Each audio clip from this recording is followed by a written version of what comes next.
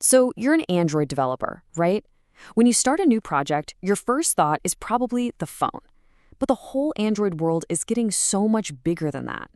Today, we're going to talk about building adaptive apps, apps that don't just work on these new devices, but feel totally at home on them.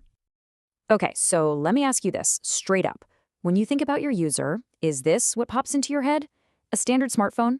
For a long, long time, that was the default, and that was fine. But if that's all you're thinking about now, you're missing out. Big time. All right, check this out.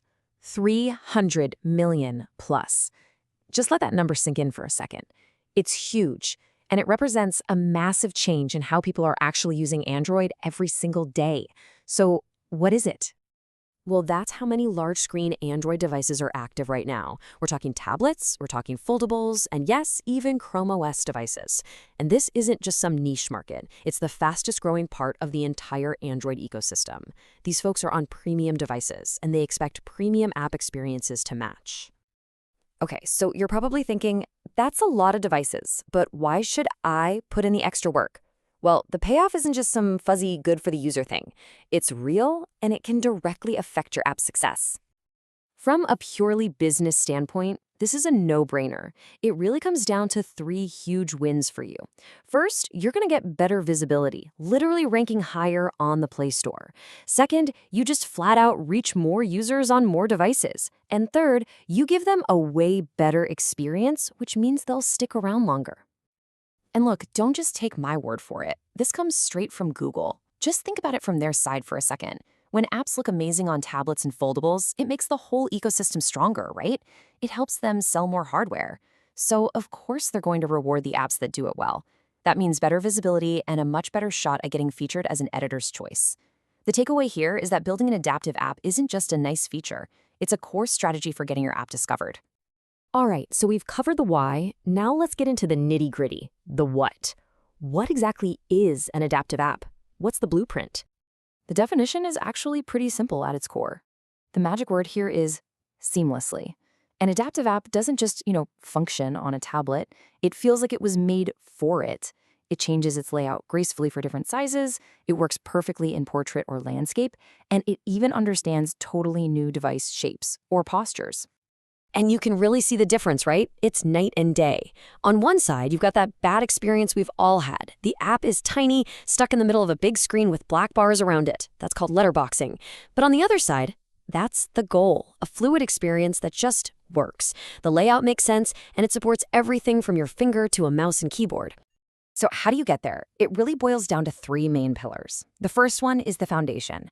Your layouts have to be able to adapt, going from a single column on a phone to maybe two panels on a tablet. The second is about input. Your app needs to be ready for keyboards, mice, even styluses.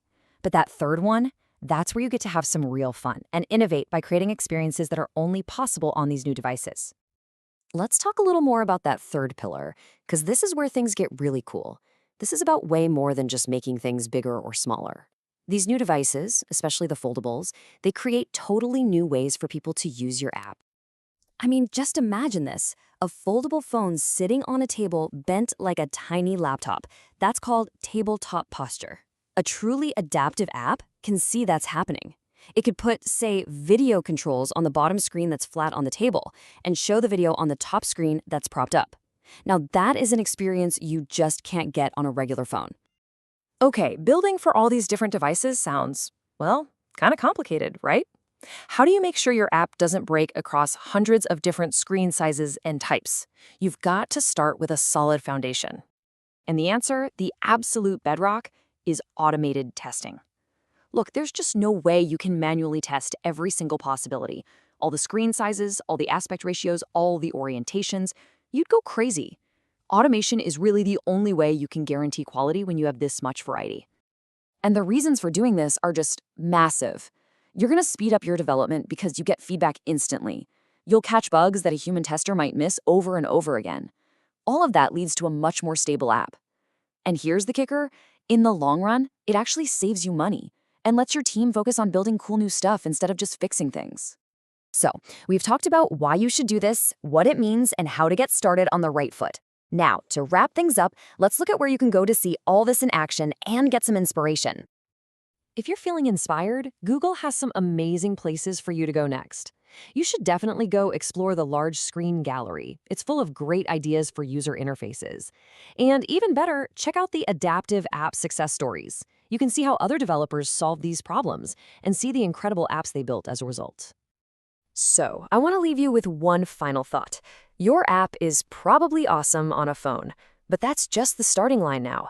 When you start thinking adaptively, you're not just getting your app onto more screens, you're unlocking a future with totally new experiences we haven't even dreamed of yet.